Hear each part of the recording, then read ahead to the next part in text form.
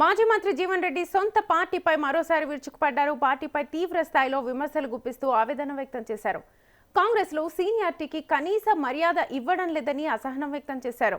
ఇటీవల మున్సిపల్ ఎన్నికల్లో జగిత్యాల ఎమ్మెల్యే సంజయ్ కుమార్కు ప్రాధాన్యతనివ్వడం, అలాగే ఎన్నికల పరిణామాలపై అప్పటి నుంచి అసంతృప్తిగా ఉన్నారు.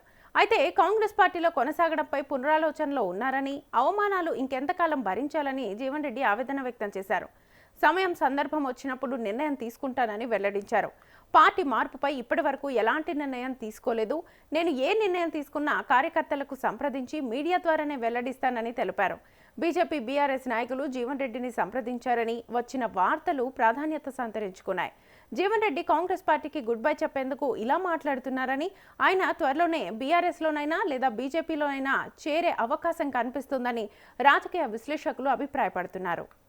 ఇప్పుడు ఒక్కటి బాబు, ఏ అంశమైనా కానీ మీకు తెలియకుంటే ఇది జరగదు. ఈ అంశం మీకు తెలియకుంటే ఇది జరగదు.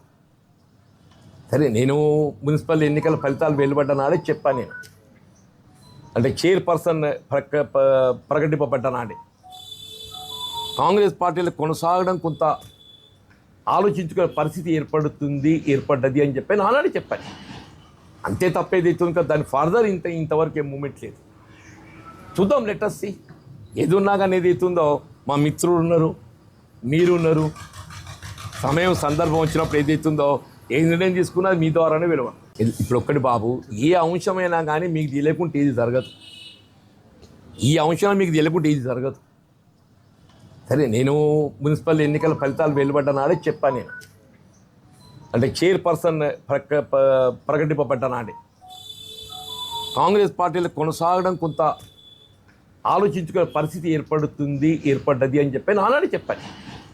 అంతే తప్పేదైతుంది కదా, దాని ఫర్దర్ ఇంతవరకు ఏం మూమెంట్ లేదు. చూద్దాం, లెటర్స్ సి. ఏది ఉన్నా కానీ ఏదైతుందో మా మిత్రులు ఉన్నారు, మీరు ఉన్నారు. సమయం సందర్భం వచ్చినప్పుడు ఏదైతుందో ఏ నిర్ణయం తీసుకున్నా మీ ద్వారానే విలువ.